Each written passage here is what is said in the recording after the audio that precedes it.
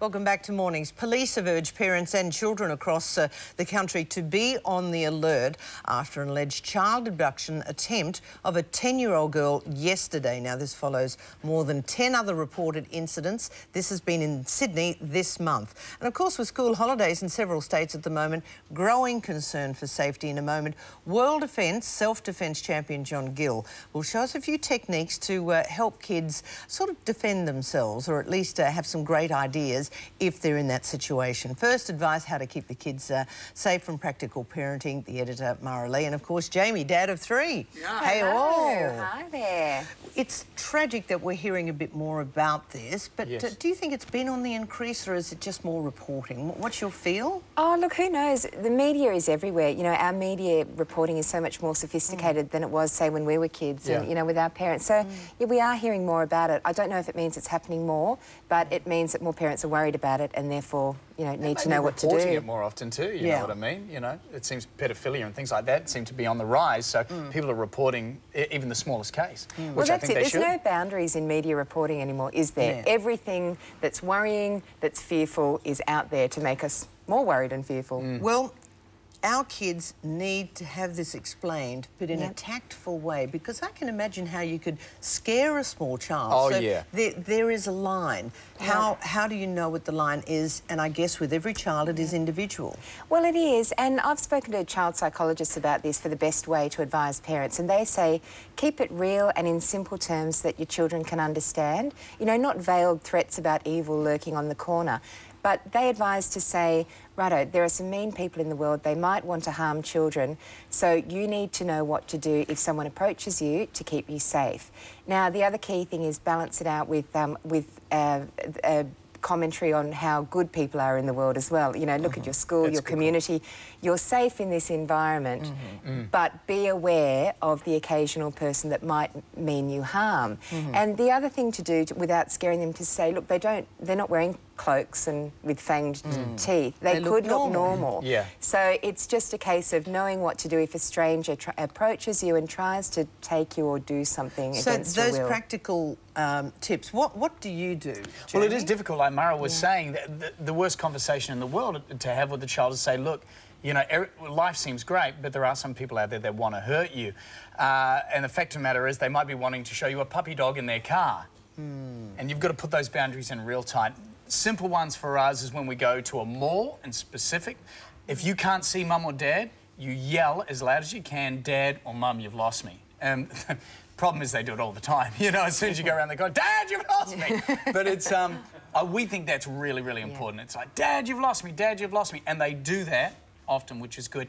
This is the tricky one, and I want to address this with you and talk to John about it too. What do you do when your child actually goes out with another parent to the park? Now, I hate, even at this stage, and Bella's 7, letting her go to the park with another parent and their kids, because I am very, very careful with my kids, and I have my eyes on them, and I set boundaries. When we go to the park, we don't go outside the perimeters of that park. But when it's another parent, even one you trust, looking after your child, so that's when it's very difficult. How do you address that? I think you just need to have the conversation. It's as simple as that. I think you need to say to these parents, look, you know, we think our kids are more independent and are okay to run off and play because they're growing older. They're not toddlers that need a hand-holding. But I'd like you to monitor them at all times, please.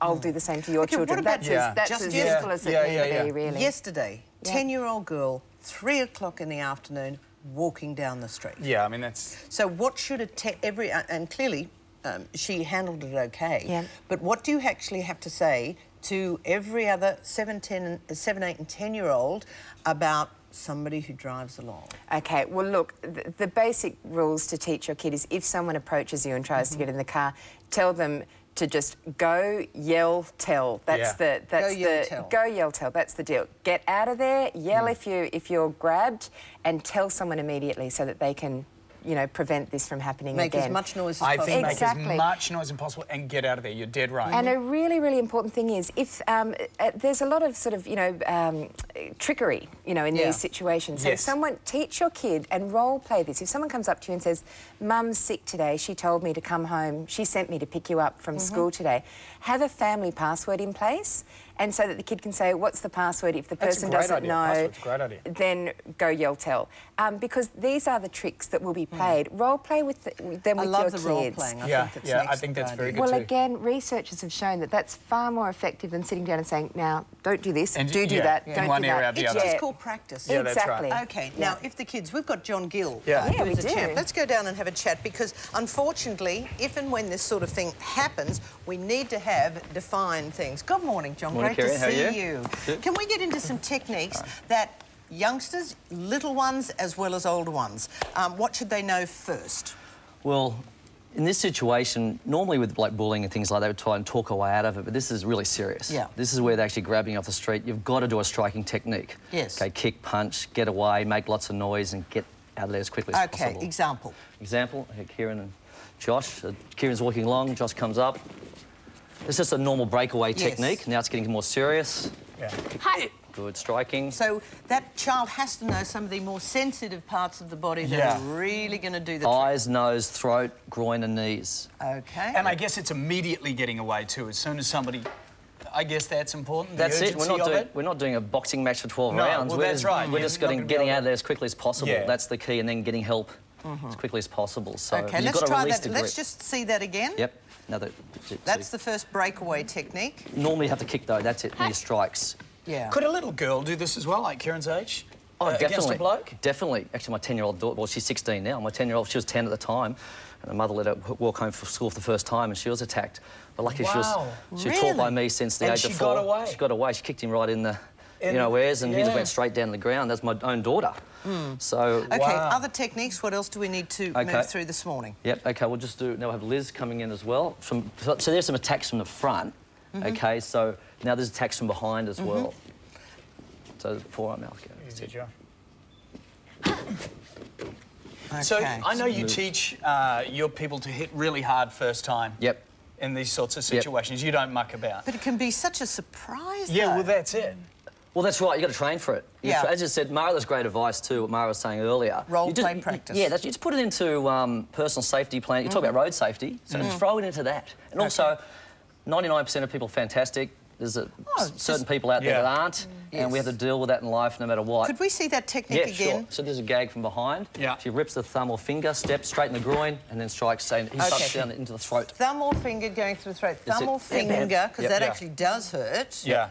And then straight for the groin or... Now, the groin will bring him down, and then the throat will definitely... So it's a 1, 2, enough 3. time to get away. Yeah. Okay. And how old can kids be? What I want to know is, like, we're talking Could a 5-year-old, 5-year-olds, you know, walking home from school, if that happens. That's Can pretty they little. learn these techniques against obviously a grown adult? This is a bit harder when you're younger, and it's sad you have to think about that. But I wouldn't let a 5-year-old walk home from school for a start. That's But we teach them from about 6 onwards. Yep. About Okay. 6. But we make it fun. Like the martial arts is fun and personal development and really good for motivation, a whole bunch of other great benefits. Yeah. And we say, hey, but if this happens, this is what you do in a real situation. Those two are invaluable. We've got one more to show us? Yep, sure. We've got from the back, bear hug, coming around. She stomps his foot straight down, strike. Okay, so do that again. Stomp on the foot. Stomping on down the leg, stomping down there, using a backside to strike, to give herself some room, and then strike.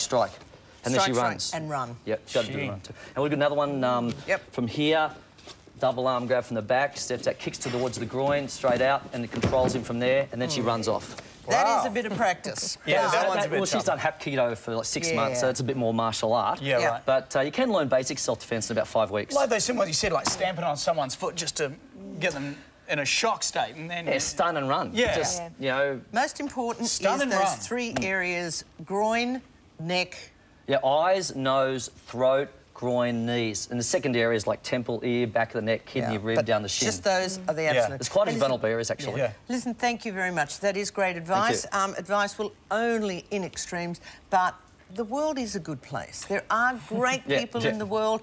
Very small percentage of the baddies. But Mara, as always, thank you very much. And thank you, John Gill. Thank you, everyone. OK, here's an idea for a